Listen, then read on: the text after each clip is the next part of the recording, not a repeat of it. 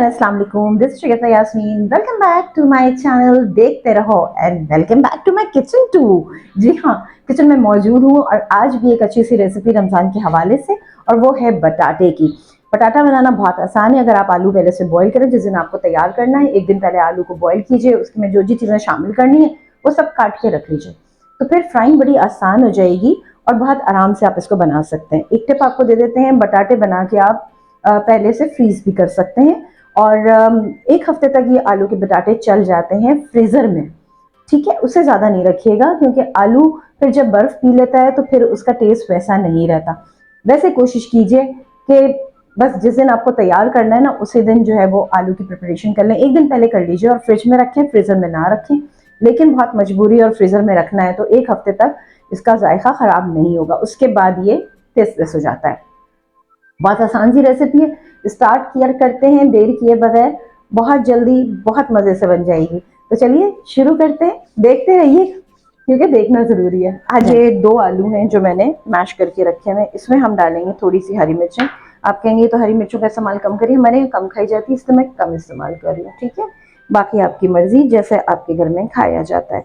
इसमें हम डालेंगे हरा धनिया। ये ईजीएस्ट वे मैं आपके साथ शेयर कर रही हूँ, जिसका जायका भी अच्छा होता है और खा भी लिया जाता है। उसके बाद ये आ जाएगा इसमें नमक, आप थोड़ा सा नमक डालिए। देन ये साबित ज़ीरा, भर भर के कुछ भी नहीं डालना है, समझ लें 1/4 टीस्पून मैंने डाल दिया। ठीक है, और चाट मसाला, इसमें जाएगा चाट मसाला तकरीबन 1 टीस्पून, ज़्यादा जाता है। ठीक है, इसमें आप चाहें तो प्याज ऐड कर सकते हैं, मैं प्याज नहीं ऐड कर रही हूँ। अच्छा, ये सब चला गया, अब हम इसकी करेंगे मिक्सिंग।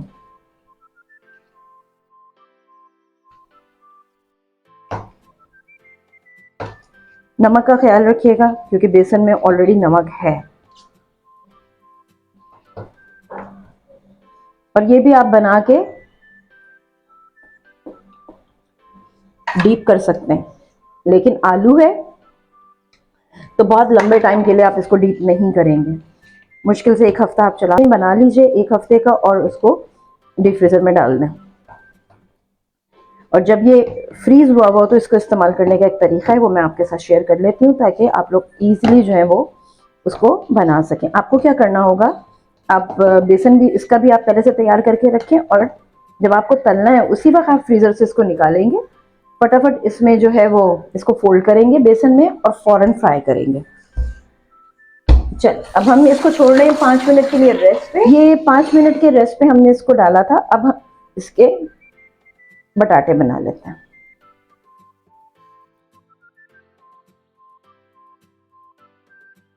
ये देखिए, अब आपकी मर्जी, आप इससे बड़ा बनाना चाहते हैं इससे बड़ा बनाएं। इसका एक और तरीका भी होता है, वैसे ओरिजिनल बटाटे तो हम ऐसे ही बनाते हैं, लेकिन आप चाहें तो इसके बीच में उबाल के अंडा भी रख सकते हैं, हाफ एग, और एग के दरमियान इसको आप इस तरह से फोल्ड भी कर सकते हैं। तो ये आपकी मर्जी, मैं आपको एक बेसिक बता दे रही हूँ, फिर उसमें जो वेरिएशन करनी है आप कर सकते हैं। बीच में आप थोड़ा सा खीमा भी डाल सकते हैं, ये तमाम चीज़ें आपकी मर्जी है। हम जल्दी जल्दी इसके पेड़े बना लें।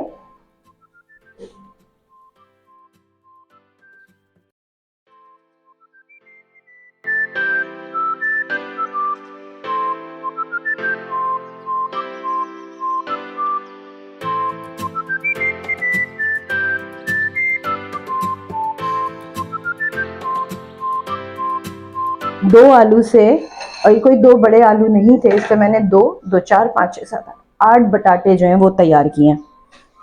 बेसन घोलना मैंने आपको पहले भी बताया है, और अगर आप नहीं समझ में आपको आया तो आप आसानी से, जो प्याजों की मैंने रेसिपी है डिस्क्रिप्शन बॉक्स में मैं उसका लिंक डाल रही हूँ, जिसमें बेसन घोलना भी मैंने आपको बताया। इस बेसन में जो है मैंने थोड़ा सा खाने का सोडा डाला है, ज़ीरा डाला है, नमक डाला है, और थोड़ा सा चाट मसाला, और ये फूड कलर किसी भी कंपनी का लेके आप इसमें डाल सकते हैं। ठीक है, और इसको आप फिर मिक्स करते हैं। अच्छा, बटाटों के लिए ये मेरे हिसाब से थोड़ा कहना चाहिए गाढ़ा है, इसको हल्का सा पतला करूंगी, बहुत पतला नहीं, वरना बटाटों को ये कवर नहीं करेगा। एक दफ़ा ज़रा थिक बेसन आप बना के रख लीजिए अपने पास, और फिर जैसे जैसे आपको ज़रूरत पड़ रही है आप वैसे वैसे जो है उसको पतला कर सकते हैं। पतले को तो गाढ़ा करने के लिए आपको मटेरियल ऐड करना पड़ेगा, और अगर आपने गाढ़ा बना के रखा है तो आसानी के साथ वो तैयार हो जाएगा। अच्छा जी चलिए, और अब हम इसको फ्राई करने जाएंगे। ये देखिए, ठीक है, आइए ये ले, ये बिल्कुल कुक हुआ हुआ है तो हमें बिल्कुल टाइम नहीं लगेगा, हम फटाफट इसको जो है निकाल लेंगे।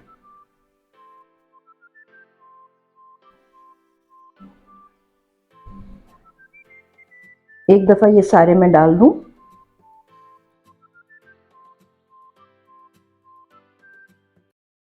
और जगह देख देख के वहां पे डालते जा रहे हैं।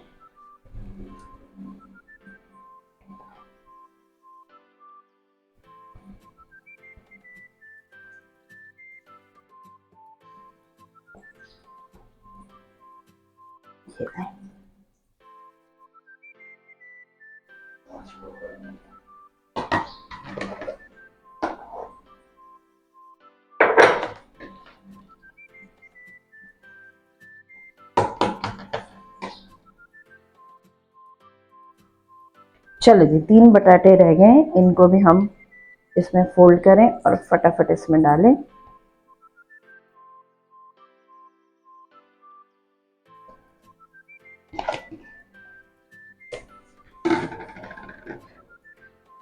अच्छा जी, मैंने आज थोड़ी तेज कर दी है। अच्छा, इसमें भी आपको यही करना है कि इसकी बेस बनने दीजिएगा। बेस बन जाएगी तो इसको पलटना आसान है, बेस नहीं बनेगी तो इसको पलटना बड़ा मुश्किल हो जाएगा, ये टूट जाएगा। कहीं से आपको लग रहा है कि चिपक गए हैं आपस में, तो हल्के से बेस बनने के बाद, ये सब काम करेंगे आप बेस बनने के बाद। चलिए इसको हम फ्राई होने देते हैं। आंच मैंने तेज कर दी है बिकॉज हमें सिर्फ और सिर्फ ऊपर का कलर चेंज करना और कोई काम नहीं है, ताकि ये दूसरा साइड जो है वो भी प्रॉपर तरीके से कुक हो जाए हमारा।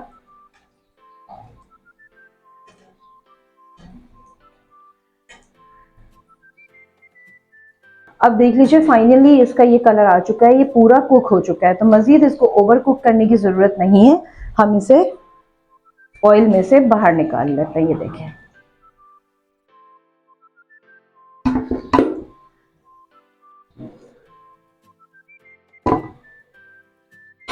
आंच को बिल्कुल धीमा कर दें अगर नेक्स्ट बैच आपको फ्राई करना है। ये हमारे पास चाट मसाला, ये इसके ऊपर छिड़क दीजिए, फिर देखिए ये कितने मजे का हो जाता है।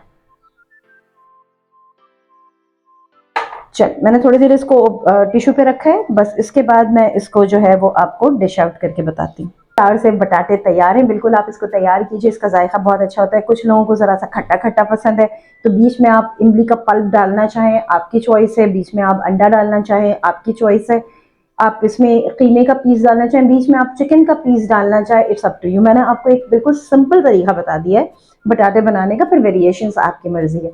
चलिए यहाँ पर हम अपना कुकिंग का सेगमेंट एंड कर रहे हैं, तो शगुफ्ता यास्मीन को दीजिए इजाजत। और अगर आप चैनल पर नए हैं, आपको रेसिपी अच्छी लगी है तो जरूर इसको सब्सक्राइब कीजिए, लाइक कीजिए, कमेंट कीजिए और मुझे दीजिए इजाजत। Keep supporting me. Thank you for watching my video. फिर मिलूंगी एक नई रेसिपी के साथ, अपना बहुत ख्याल रखिएगा। खुदा हाफिज। देखते रहो कि देखना जरूरी है।